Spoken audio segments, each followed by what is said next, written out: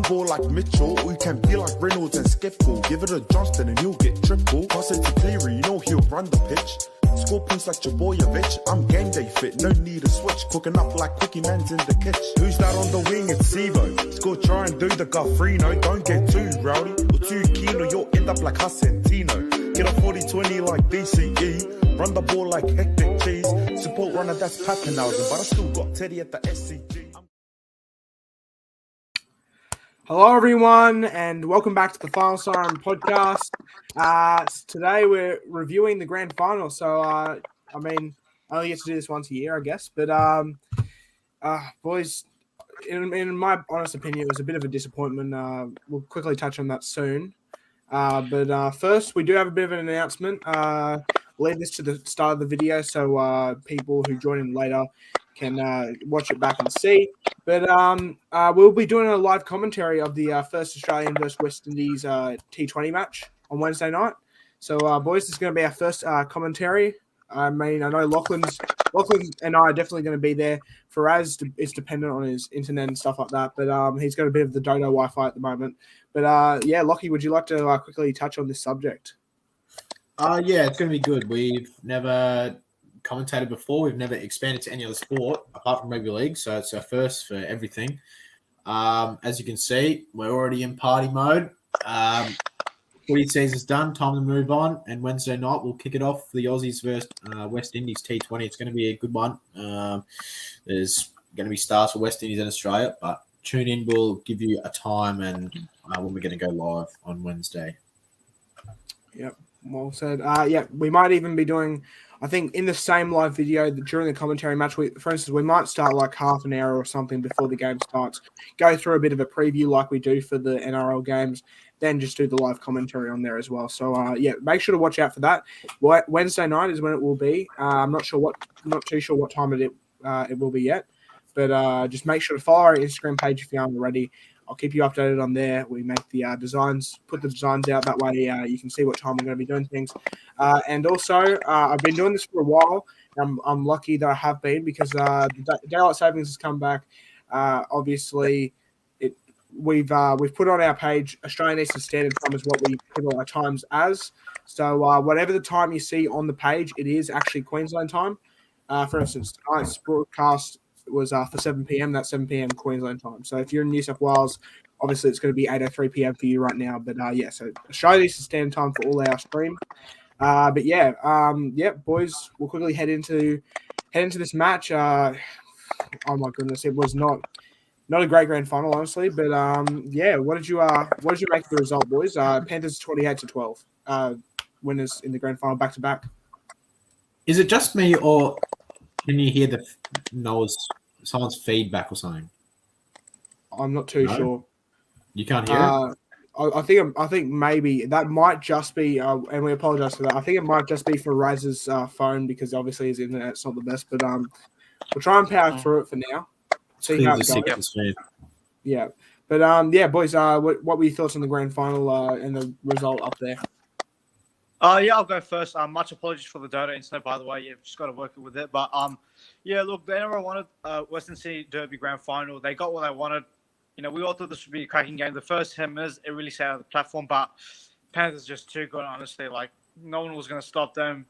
Probably Eels were the only chance to stop them, but that didn't happen, and Panthers just ran right all through them. Well said. Yeah, I agree. I'll go to Lachlan quickly before I discuss my thoughts on it. I think it was good to see the grand final, but I don't think it was what people made of it. I sort of knew that Eels would shit the bed. I called it. I said Panthers 13 plus.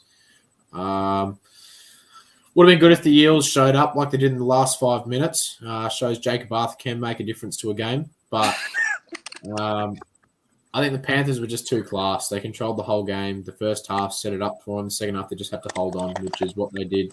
A Cleary masterclass. And, yeah, the Panthers, brilliant game. For the Eels, horrible. For a grand final perspective, not that great. 100%. Definitely. I mean, yeah, the Panthers, that's one of the most dominant performances I've seen from a grand final side. And we'll get to that a bit later. We'll touch on that. But yeah, for me, this game was I wanted a close game, and that's all I was asking for. I wasn't really going for either team. I probably prefer Panthers over Eels, but I wanted Eels to like at least show up and try. We didn't get that until the last, like you said, Lachlan, like the last 5 minutes. So I mean, it is what it is, and that's the 2022 grand final. And it's what everyone wanted, and it's what everyone got, and it didn't deliver. Still think grand finals are much better when there's a Queensland team involved, but I mean, I'll leave the bias out of it for now. But yeah, I mean, it is what it is. You can't change the result now. I mean, Panthers back to back. How good! Congratulations to them for back to back premierships. It's big for their club, and they're the most dominant team at the moment. But yeah, is that their full title? Sorry, is that their fourth title? Yeah, fourth title of all time. Yeah, I believe so. So I think it was like I forgot when the one before that was, but there was 03 and then last year and then this year. Yeah, I forgot, and there was one more. I forgot what it was, but yeah. So can I just say one thing, mate? Can I just say one thing? They're tied with the Storm. Like they're tied with the Storm, literally. For premierships, holy yeah, wow. When you think about it, I mean, is that counting the Is that not counting the taken away premiership? Yeah, that's the ones that like Melbourne cheated. So that's originally 6. So they've taken those 2 off. So it's 4. Well, yeah. I mean, yeah, it is what it is. Yeah, Panthers they're very dominant now, and I think they're going to be a team to watch for a few years to come at least. But boys, the Clive Churchill medalist Dylan Edwards had a brilliant game. He had an amazing game, and it never really looked like it was going to be anyone else. Maybe Brian Toto, but wingers don't really win the Clive Churchill. What did you boys make of his performance in the grand final? Obviously, he performed quite well. I've never seen a more dominant fullback performance. I think he was absolutely unreal, and that tackle just summed up his game. That was unbelievable, to say the least. I think it was between him or Toto, but I was still waiting for Cleary because apparently he's a golden child and his chin will probably get on the stage before him anyway. But I think Edwards was very lucky. And also to mention, it was very sad when he won the medal. None of his teammates congratulated him when it got announced. So I did feel for him. I thought he was going to have to call the helpline, but it's all right. He's evolved. And thank you, Cody Games PlayStation, for fixing me up there. Yeah, 1991 was their first premiership, then 2003, 2021, and 2022. So, yeah, I mean, they're very dominant, and it's easy to see why. They've got a great team. But quickly, this wasn't so much related to the grand final, but the Ken Stephen medalist of 2022 was Cody Walker. This is just the Do Good Award pretty much. But yeah, I mean, congratulations to Cody Walker. I don't really know too much of what he does in the community, but I mean, it's a prestigious award, and congratulations to him for winning it, boys. Do you have anything to touch up on about this? Well, Cody Walker on the field is someone that can lose his temper really quick, and he looks like the villain sort of type of bloke that, like, he'll just lose his patience regardless of the situation. So to see this, it kind of does refresh me, showing that he does have a heart and that not everything has to be nice and all like touchy on the field. So good on him. Also, and you, Lachlan? We can't hear you, Lockie. I was muted, that's why. Yeah, a lot of people make him sound out like he's a villain, but Cody Walker, we know as a person that he's a good bloke. It's the same as Paul Gallen. Everyone hates him, but off the field, he's one of the best blokes. I've met him a couple of times. But Cody Walker, it's great to see he's getting rewarded for his efforts off the field now as well. It just proves a point to the people that these players who do look like villains on the field, they do a lot behind the scenes to make sure that their family's right and they get time for the fans as well. Definitely. We'll go to a quick question. This one's going to be a bit of a shorter review, by the way, everyone. We'll try and not keep you here for too long. But I was just thinking, just before we started, boys, I was thinking to myself, this Panthers dominance, I haven't seen anything quite like it in quite a while. 100%. And it made me question, do you boys think the 2022 Panthers team is more dominant than 2017 Storm? Well, because when we talk about teams winning back-to-back premierships, you obviously look back at the Roosters recently, 2018, 2019, the Broncos, 1992, 1993. And I just wonder, like, how would you boys think that Panthers would go against those type of teams if they were to play right now? yeah, well, yeah, I mean, it's a different game though. That's the thing. Yeah. It's a completely different game. I think it's also to what different in it was. 2017 because the rules were still like fairly different to what it was in 2017 with the new 6 agains and everything, and that's where parents charmed. So it's really a tough one because both teams were playing different eras with different players. Storm had Kronk, Smith, and all that. Panthers right now have Cleary, Luai. I think what's more freakish about this is that Panthers, like, their average age is 25 in that squad. Yeah. And they won back-to-back already. Which that's scary. That is really scary. But yeah. What about you, Lachlan? What's your thoughts on the question? Yeah, it's hard to know, but to be honest, I think this Panthers team would be more fit than the 2017 Storm side because the pace of the games have changed. Even if you look at the physiques of some of the players these days compared to back then, you've got the likes of Sevo, Ryan Madison, Scott Sorensen. Like, you look at them, the players these days are just a different beast compared to those. Yeah, but definitely. If they verse today, I'd probably have to lean towards Melbourne just because of who they had. But again, the Panthers side this year and last year, it's the most dominant side we've seen in a long time. They know each other's structure. They're just brilliant to be around. They're great to watch. As much as you hate them, they're still a good side to watch. Yeah, definitely. I mean, but it is what it is with but the main reason there's so many other teams I can compare the 2022 Panthers to. Like obviously, like Faraz said, Panthers have just gone back to back. I could have compared them to the 18-19 Roosters. But there's a specific reason I chose the 2017 Storm. It's how similar they were, like, statistically throughout the year. I'll go to the stats quickly. The 2022 Panthers, 20 wins, 4 losses, 636 points for, 330 points against, a differential of 306, and grand final winners. Compared to the Storm, look how similar these stats are. 20 wins, 4 losses, exactly the same. 633 points for, so only 3 points less than Panthers have scored. 336 points against, which is only 6 more points conceded than the Panthers. And grand final was, there's nothing separating them. Like, the points differential for Panthers is 306. The points differential for the Storm was 297. There's 9 points between them. And, like, no wins, no losses differential. Both grand final winners, both very dominant in the grand finals they played. Storm winning 34-6 against the Cowboys and Panthers winning 28-12 against the Eels. I mean, yeah, when you compare these teams, there's really not much between them. I mean, obviously, we'll never know who would be we'll never know who would win out of both. But yeah, when you look at these stats, boys, does this make it even more close for you? Seeing how close the stats were. Well, it's very hard to differentiate between the two sides. So yeah, it definitely does make it harder. And as you can see, like, the points differential, both these teams absolutely smashing half the sides in the comp. So yeah, it is pretty interesting to see who would be more dominant, but each of their own in their own era, respectively.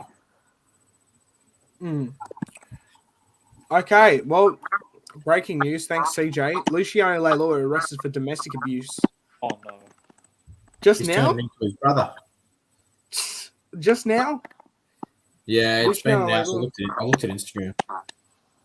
Really? Holy cow! Well, I don't know enough information to touch up on this subject just now, but bad on you, Luciano. Get better, son. Moving on. Unlucky you say. But yeah, I mean, two very good teams, two very similar aspects of the way they played the game, and dominant halfback in Cooper Cronk and Nathan Cleary, dominant number 9 in Cameron Smith and Api Coruscant. But like I'd say Cleary wins the battle of the 7s. Cameron Smith obviously wins the battle of the 9s. Fullback 2017. Oh, that's very tough. The fullback. But you'd imagine, like, whoever was sticks for Storm, I think it was Munster back in 2017. That you'd imagine that would be Munster would win against Luai. And then Edwards and Slater for 2017. Oh, that's a tough one. Slater. But, I think you just got to go with Slater, I guess. Yeah. So Storm probably win like the spine, but I mean it's very close. Edwards is a freak though. He doesn't get he doesn't get as much recognition as he deserves. I mean, honestly, the meters he makes per game is just unbelievable. And that tackle on Bailey Thompson, that's all you need to know about Edwards. That screams Scott Sattler from 2003 Grand Final. Like, that just screams Scott Sattler. I mean, I even said, as soon as I saw the tackle, I was like, that's shades of Scott Sattler. It was brilliant. The desperation, they were up 20, I think they were up 28-0 at that point, or something like that. So the desperation there to make that tackle and make sure he goes over the sideline was just, it was brilliant. But yeah, that's I think that's all we have to really say about the grand final.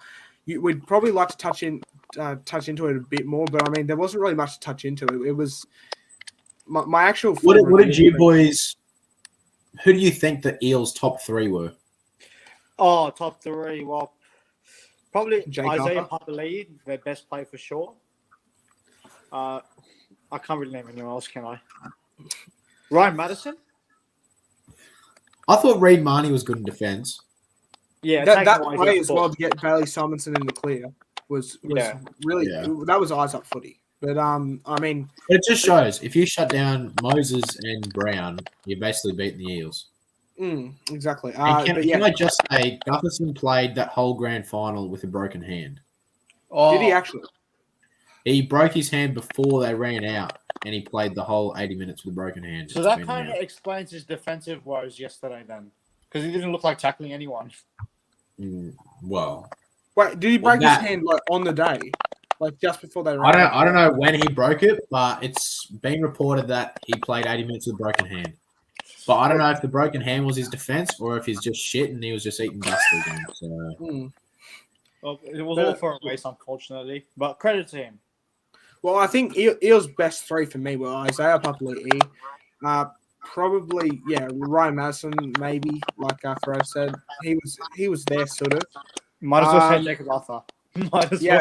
Jacob Arthur would be Jacob Arthur. He came on, he did what he was meant to, scored a try. I mean, I can't believe Sivo bombed that try as well. No. I think his steroids might have went to his fingers. But I don't know. That was a pretty easy try. He should have scored. He scores much harder tries as well, bro. Yeah. Well, what's so funny?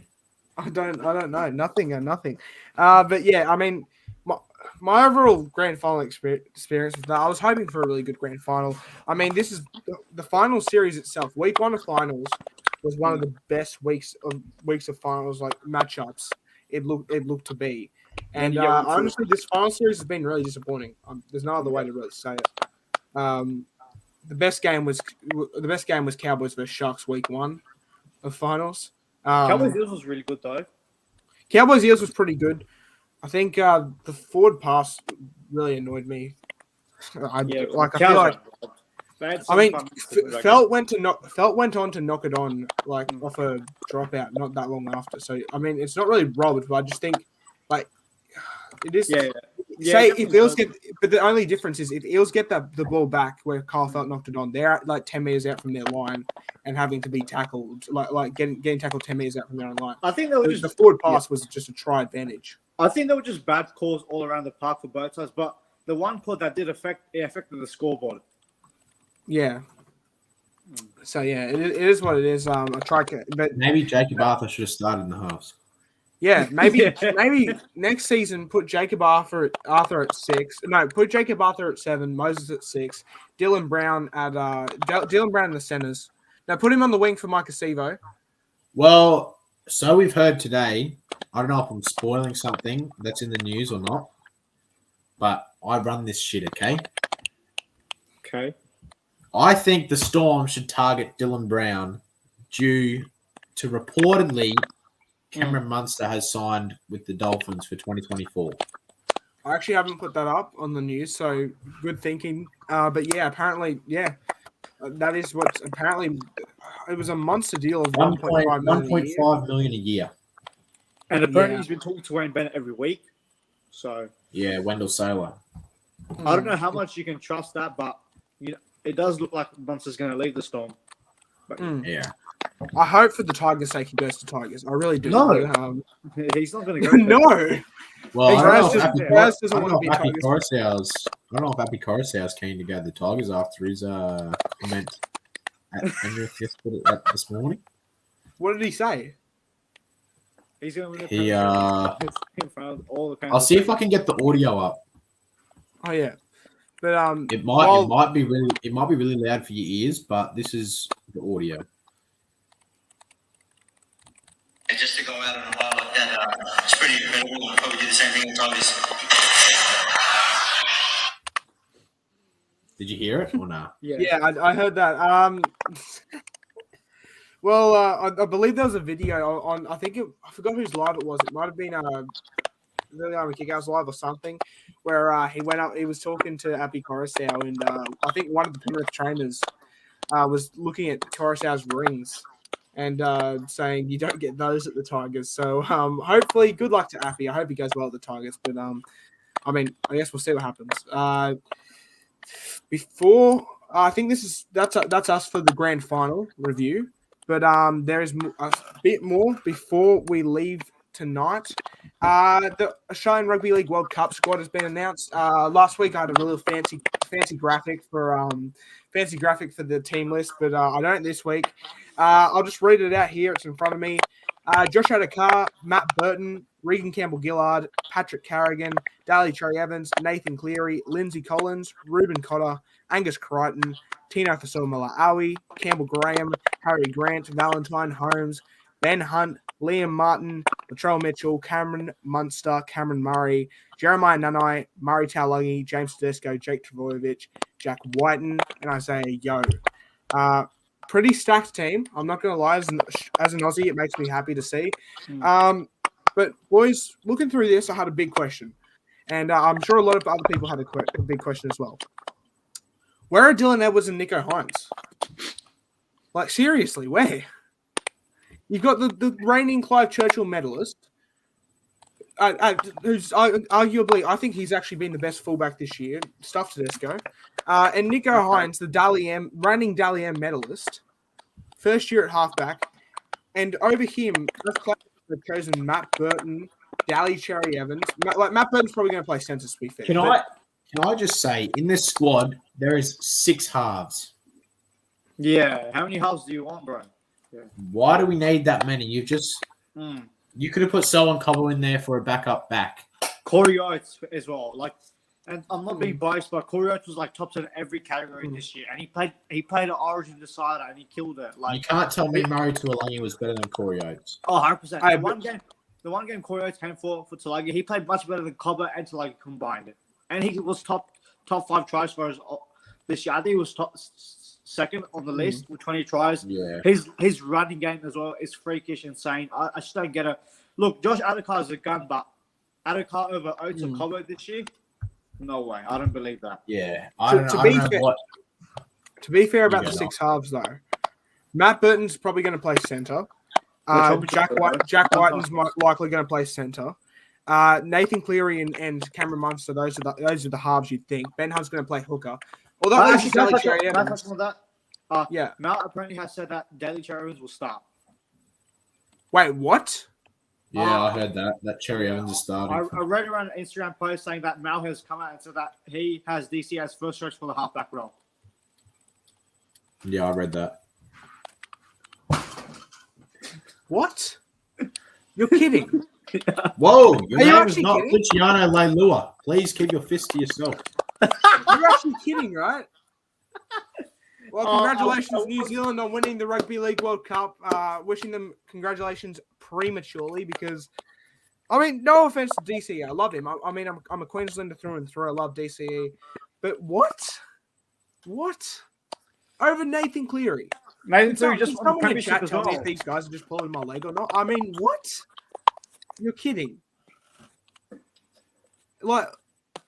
if someone finds like the audio of that, please send it to me. I want to hear this like firsthand. If DCE is starting over Nathan Cleary, DCE, who hasn't been a top 5 halfback this season, starting over the best halfback this season, Who won a premiership just recently? yeah, legit won a premiership yesterday night. Won a premiership less than 24 hours. You're kidding. You're actually kidding. Oh my goodness. Oh wow. I don't really know what to say about that. If DC is starting over Cleary, I'm not sure where Cleary's going to play then. If Cleary's off the bench, I'm going to be so confused. Because then That'll be Cleary is 14. You go on. Cleary's 14, then where's Grant play? Like, Nah, he's I'm up Jen joking. home. Please, someone tell me Mal Meninga did not say that. You're actually kidding. Noah. Mal needs to be sent to the bin. Mal needs to be sent to the bin or even sent off. That's Come here, mate. You've clearly had high contact to the head. We're just gonna. yeah. Has someone checked if Mal Meninga's on concussion protocols or anything at the moment? Because honestly, like Mal Meninga sniffed me finger. terrible selections to start with. Like I mean, I don't think Mal's selected. Like Mal's a partial selector, but not really. But to say that he's starting, what? Okay, I'm just about done, boys. Cal Walker's really better than DC right now, but yeah. Yeah. I'm not even sure how to react to that. I would have Matt Burton and Nathan Cleary. I would have Matt Burton and Nico Hines over DC. So, But just speaking for Dave Ross, he agrees. DC should be starting. And Lindsay Collins will be at fucking hooker, Yeah, probably to him. Lindsay Collins, the best player on the planet. But I'll quickly look at see if there's any questions. I don't think we'll have too many questions tonight. Luai's going to make me put my head into cement. Oh no! Call him daddy. Oh dear. Final Siren podcast about to make Rab's second greatest commentator. Yeah, you bet. Make sure to tune in Wednesday night. We will be reviewing, previewing and commentating that game. I don't have any experience in commentating. Lockie doesn't, Faraz doesn't, but I mean we're giving it a go. We're going to see how it goes. If we do a good job, we'll keep doing others. If we don't do such a good job and everybody doesn't really like it, we'll know what to keep away from. But yeah. And also to add, even though we will be commentating cricket, you're more than welcome to come in and have a chat about footy if you want to. We're here to talk about all sports. Yeah. We're basically just going to be watching the cricket, speaking about the cricket, but then speaking about questions as well in the chat, which is what we're doing. So it just a warning, it will be quite a long stream. You won't don't bother if you don't feel like it, don't bother staying for the whole thing if you don't want to. We won't be showing the live footage on this stream due to copyright issues. So if you want to have it on in the background, just turn the volume down, act like we're the commentators. I mean, do whatever you fancy. But so we'll just be commentating, we'll be talking our live reactions. I get pretty happy whenever Australia get a wicket. I'm going to try and be as unbiased as possible, though.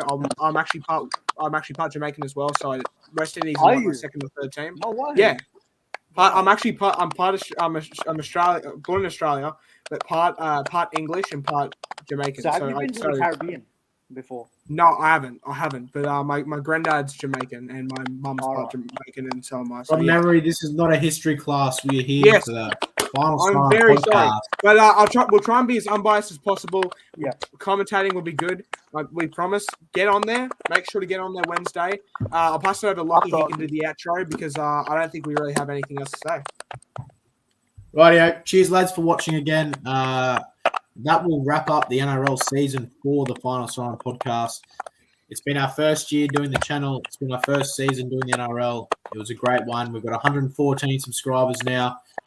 Over 100 viewers on the grand final preview for the last video. It's been brilliant to meet you all in the chat.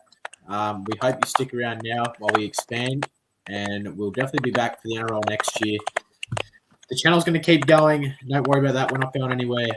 Make sure you like, subscribe, look at the Instagram, the Final Siren Podcast, and we'll see you on Wednesday night for the commentary of Australia versus West Indies. We'll see you then.